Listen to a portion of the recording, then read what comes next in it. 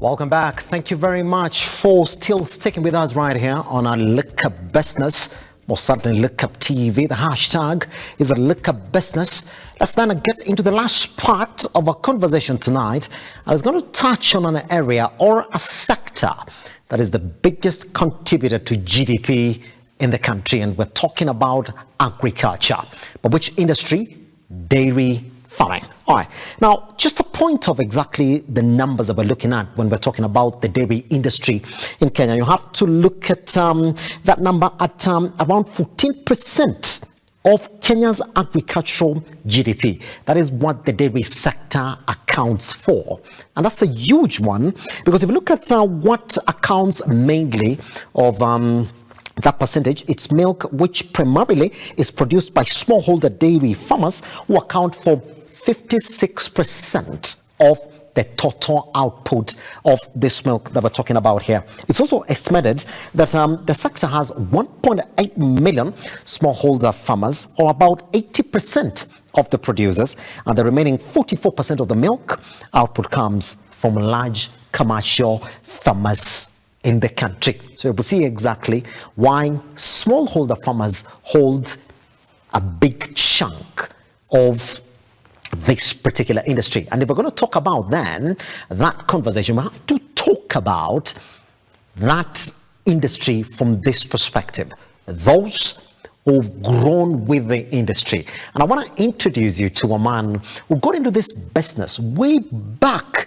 in 1990s. A shame, because indeed back in 1990 some of us were not even born, but that conversation had already started. So let me take this time to introduce to Look Up Business tonight Mr. Muhika Mutahi, who is the founder and a chair Mukurweini Wakulima Dairy Limited. Mr. Mutahi, how are you doing, sir? I'm doing well. Happy to have you around. It's a pleasure too. Let's take time and go back to 1990. That's a long time that we're talking about. What is your story when it comes to dairy farming? Mine is quite a long story. Yes. Because it sounds so, and practically it is. This is my 32nd year in the industry. Oof. That is commercially. I was in daily farming even before, but that was domestic. But I became a commercial farmer from 1990. I remember the date was 16th November. Yes. So we are exactly 32 years old. That's a long period, isn't it? It is. So you've seen the industry grow, you've seen the sector grow. In fact, if you tell the story of even how we've grown as a country, you're the right man to talk to. Could you point out what you were doing in 1990, which you are not completely doing in 2023 in this industry? In 1990, yes. Fortunately, I was a councillor in Nyeri County, as young as I was. No wonder the name honorable then. That time there was no honorable. Yeah. That time it was just a councillor. It was just a councillor. Yeah. But these days it's about honorable. No, MCA. MCA. And if you never address them as that, as such, then you have problems. Yes. Ours was just a councillor. And it is from that time that we founded Mukurweini Wakulima Daily. It was then when we started, was a self-help group. We started it as a self-help group. I brought men and women of the same ideas, and we started Mukurweini Wakulima self-help group. Yes. Yes. So that's where exactly now where the conversation then starts. What was the intention of creating this self-help group? What were you looking at? What was your long-term vision in it? I would start by saying, by then that I've said, like I've said before, I was a producer of milk, but then it was just going to waste. You know, all the excess milk after the domestic use was going to waste. Because before I started Mukurweini Wakulima Self-Help Group, there was a Mukurweini Daily Men's Co-operative Society, which was started in early 60s. I was not even there. Early 60s. But it was land down. Many times it was, revived and, with the management, with the directors, it was land down. Until now, when a few people also, like myself, decided that now that we have some milk, we need to bring ourselves together, birds of a feather, with the same interest, and see how we can bulk or aggregate our milk. Yes. And sell it to the processors. Processors then were on a Brookside and now the new KCC. So that's how we started. That's how you started. Yeah. Hold on. So could you tell me how you've grown over time? Because I just, if you have time to tell the story, we'll tell it the entire day. But could you tell me how now you've grown all the way from being a self-help group to being a limited company now? From self-help group, we could not take cooperative route because before, like I've told you, previous cooperatives were land down and they went down with farmers' money. So nobody would have wanted to hear the word cooperative. And so we thought the best way now, because we have overgrown the self-help group. With the self-help group is about social services. The checks have to be taken to a social services officer. They have to be approved. Yeah. The bureaucracies with self-help group was quite tedious. And so we decided we are going to go company way. We are going to have Mukurweini Wakulima Daily Limited. So it is from then Mukurweini Wakulima Daily Limited was born. Still doing the same thing, but as we started with 32 liters, the first day I didn't tell you we started with 32 liters. Only. We picked 32 liters. Only. And today, as from where I'm seated, we are producing not less than during grat period we are producing about 80,000 liters. That's a lot of liters per day from just 32 liters. Today is about 80,000 liters per day. All right, now let's talk about this particular industry from this perspective. And just before we came on air, I kept on telling you that from the way that you've placed yourself as a limited company, you're not just in the business of milk, you're right within the challenges and the successes of the industry. Now, I want to point you out to exactly what is pointed out as one of the challenges that are facing small-scale milk producers in this country. First one, choice of breeds. That farmers have not been told which kind of breeds they're going for so they can hit peak production of milk. How are you solving that as a company? We are direct importers of semen. Yes. We also buy in bulk the imported semen, yes, not the local, the imported semen. And that's the only way to improve our breed. And that was the only way we could have improved our production. We are talking of 32 and 82. There is no other formula. There is no rocket science in that. It's about the breed. It's about the semen that you give to the farmers to give to the animals. Again, we introduced a department called Veterinary Services Department, where we engaged qualified veterinary surgeon. We have one veterinary surgeon, and we have other inspectors.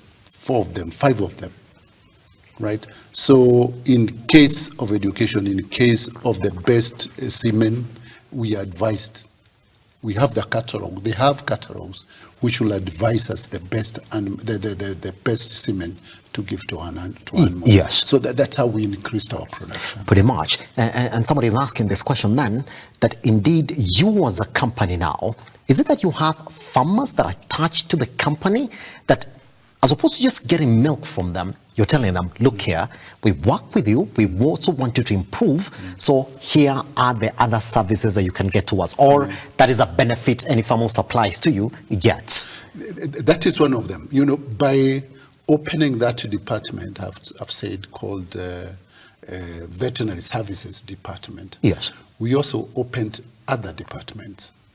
And before we opened other departments, in fact, our focus, even creating the company, was to see how we can process our own milk. I told you, we used to bulk, we used to aggregate milk, and then take it to the processors. And the processors then was Brookside and also KCC. So our focus was, because in fact, the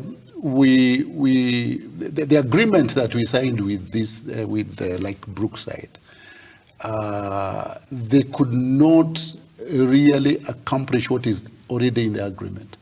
So we are disillusioned. We were so disappointed. And we decided now the second step is to start processing our own milk. So in our IGMs, I brought up that idea. I brought up that agenda. Well, what was the first reaction when you brought up that idea?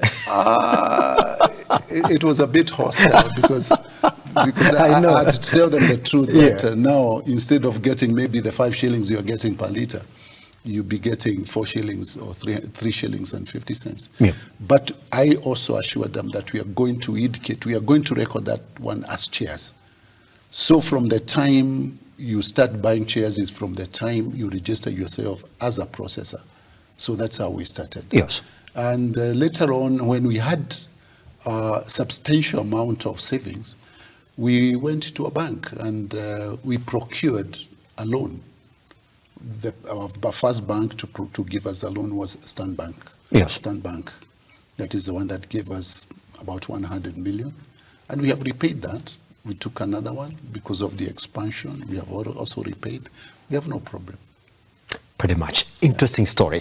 Now let's go to the other second challenge, which again, some people have said, well, there is an opportunity here, as opposed to just to looking at the challenge. It is about the feed quality and cost. That is, should you decide then to get into dairy farming in the country as a small-scale holder farmer, this is a challenge that you're going to run into. As Mukurweini, how are you solving this?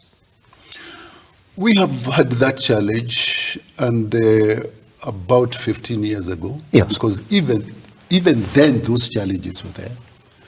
We started our own feeds company. We started manufacturing our own feeds, not for commercial use, but for our farmers, because what we are lacking is quality, and what we needed in this case is quality.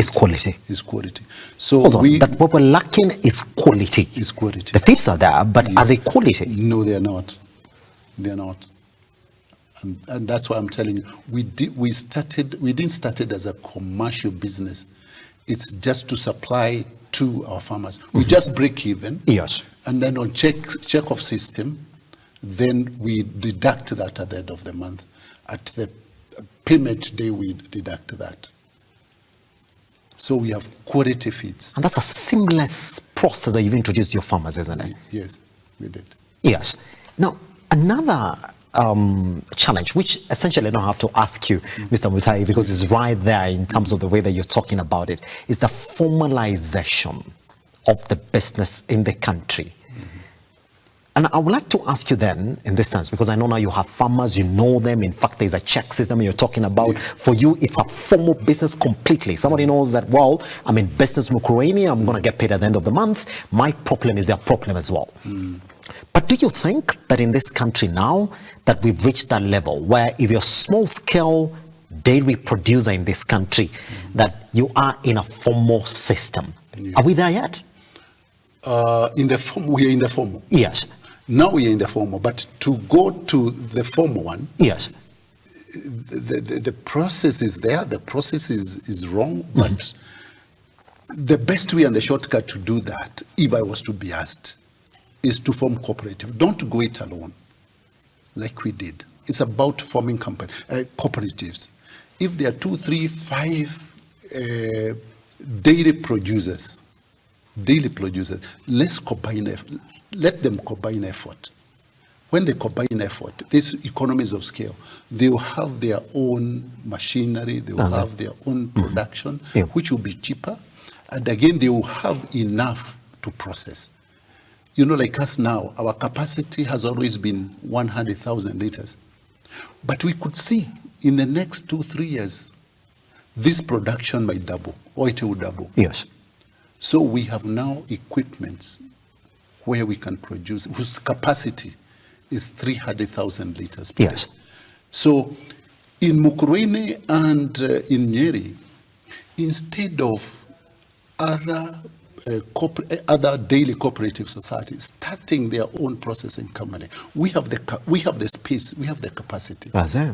It is better for them, rather than spending the money that we've spent, the cash that we've spent to bring that plant up, which is about 400 million, and they join us maybe for a small cost, instead of replicating, by spending another 400,000 to do the same thing. And we have a space where we can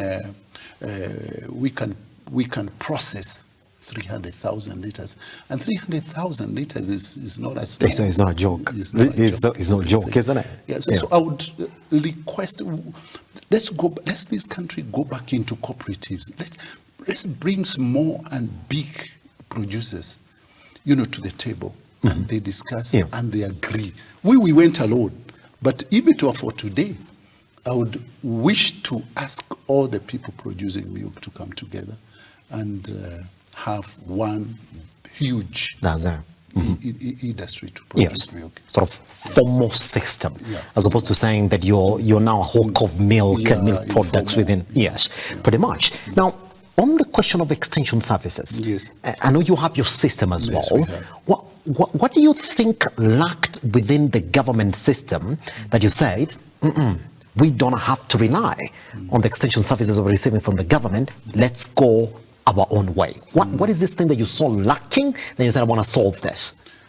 Two things were lacking. Two major ones, and I would just mention the two. One, for example, AI services. That was a government, artificial insemination services. That is now we are talking about the semen. Before, it was fully controlled by the government. They used to give those semen for free, right? And we could not wait any longer, because it is like that department in the government died. Okay. So we started our own, and I told you we import our own semen. And we also buy from the importers the semen. And in fact, that department died completely. I don't think there's any more government semens. The other one is about the extension services. Those days, my days when I was young, there used to be agricultural extension services, men and women. They are no longer there. About 20 or 30 years. They don't any longer exist. So we also started our own department. We have 8 officers who are doing the extension. We call it MPE, that is milk procurement and extension.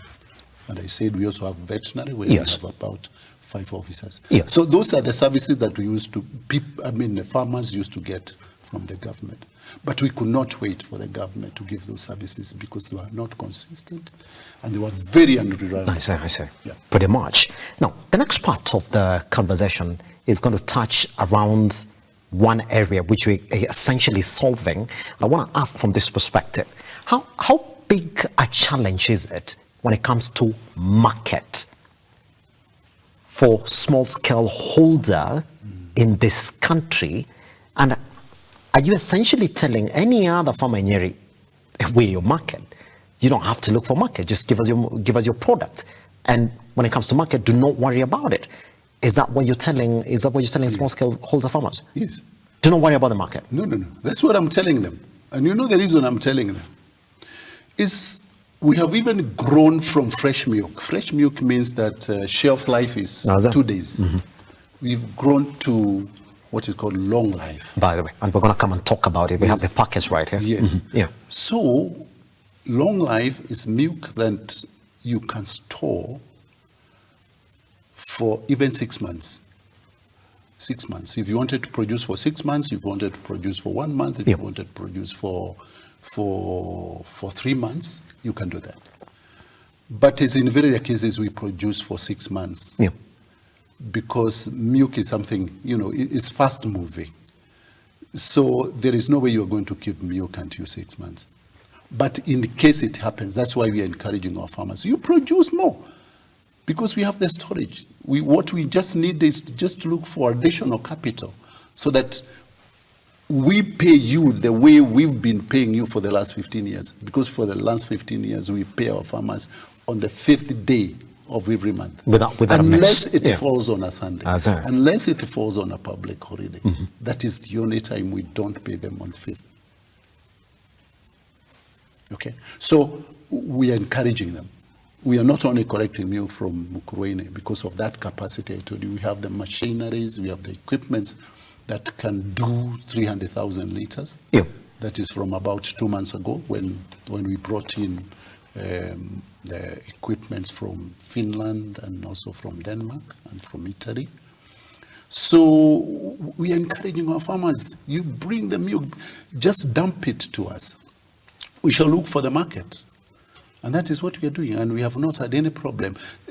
Small hiccups, okay, a month or two when there are drought periods, 2 months or 3 months during drought periods, that is when there is a lot of rain and, farmers and all other processors are producing a lot and putting it into the market.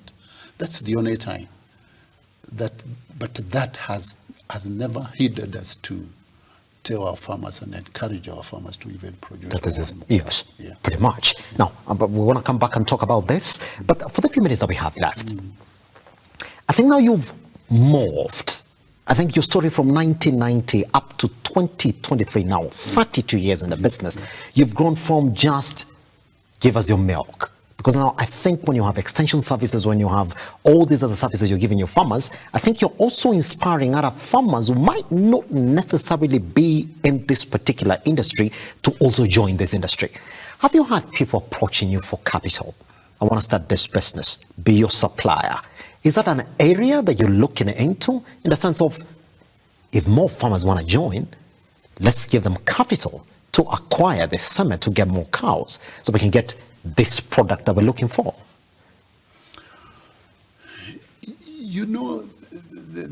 The world of daily farming is changing. It does not count on how many cows you have.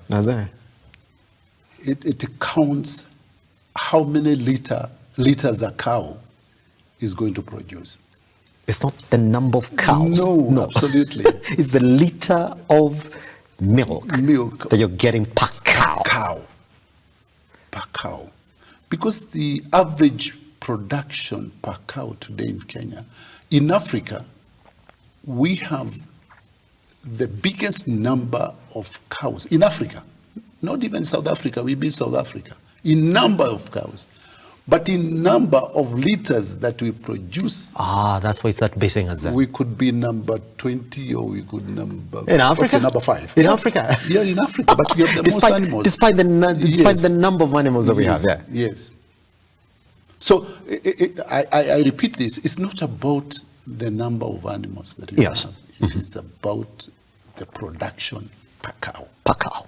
Production per cow. Yeah. Pretty much. Now, Mr. Mutahi, I know we have 3 minutes left. This is exactly, we've looked at the table now here. We have this one that we're calling Royal Fresh. This particular packet, should somebody walk into the supermarket today and get this particular one, and I'm going to lift it so we can actually get to see it. It is ultra heated milk. Could you describe this to us? What is this area that you've gone into as Mukurweini, and what are we looking at essentially when we see this packet now? What we are looking into that is it could be long life. Yeah, this is a long life, yes. That's a long. The only reason, people think because it's long life, there are chemicals put, so that this can last for 2 months or 3 months or 4 months. Yeah. That's not the case. Yeah. It is about that pasteurization. The pasteurization level With long life, you passagelize, I think it's between 140 and 150 degrees. That is passagization. That is suppressing all the bacteria. And before they reproduce, again, the 6 months we are talking about, they have not reproduced to a level that milk can go bad. That's it. So the reason why we prefer, even our salesmen and saleswomen, why they prefer this is because there is no chemicals, there is no nothing. I told you, perception is that the chemicals inside for it to last this longer, isn't it? There are no chemicals at all. No, absolutely. Yes. Well, absolutely. Yes. Another question, when did you get into this line of business as Mukurweini? When did you get into this line of business of long life milk? This is about 3 years ago. 3 years down the line, isn't it? Sure, but all 3 right. years or 4 years ago at most. That's it. Yeah. Pretty much. Now, I looked at a particular product here that would essentially show me the journey then that you're taking as Mukurweini. I've got this one. It's a coffee flavored yogurt. I've never had this, by the way. I'm one of those people going to say I've never had this. It's quite an inventive product that is coming from your company. Is that showcasing that Mukurweini now is also fully experimenting with the type of products that you can actually push into the Kenyan market? What is the story behind this? This is a unique product. Yes. Unique in terms of you'll not get any other coffee yogurt anywhere. Never seen it. At all. Never seen it, but that's true. Yeah. At all. Yeah. And in fact, we are encouraging people to taste it because it is not a flavor made in the laboratory. This is original coffee from the farm. And we partnered with Kimathi University. Kimathi University has a land of coffee. And it is from there that they introduced this flavor to us. And since we partner, in fact, even before they produced, they brought up this flavor. We are partnering. We do a lot with them. They even bring their students for training and for courses, and we also take our people there to learn a few of those things. So this one, we are not going to get it anywhere. It's a special flavor. Mukurweini. And I would say not only in Kenya, I think in Africa, you're not going to get this. I would wish everybody to taste it. Today. Especially those people who haven't tested it yet, but look for it. Yes, look for it. Others, they're there. Yeah. The one that, again, we started the other day is the natural yogurt. That's it. Which has no sugar at all. The rest are common, like vanilla, strawberry. Yes. Those are vanilla. I mean, those are unique in the market. They're there in the shelves of supermarkets. But coffee is only never going to be there. It's only Royal. You can only get it from Royal. Pretty much. And not any other. Now, in 15 seconds, I mean, your story has been short, precise. I wish we had 1 hour to really talk about exactly what plans you have. But in just 15 seconds, if you may. The next 5 years. I know it's funny to tell a company that has been running for 32 years, they give me your plan in 5 years. But even 3 years, we've seen all this. In 5 years, what's your vision for Mukurweini Dairy Limited? I would say and confirm here that not even the 5 years, in the next 1 year, we shall be producing cheese.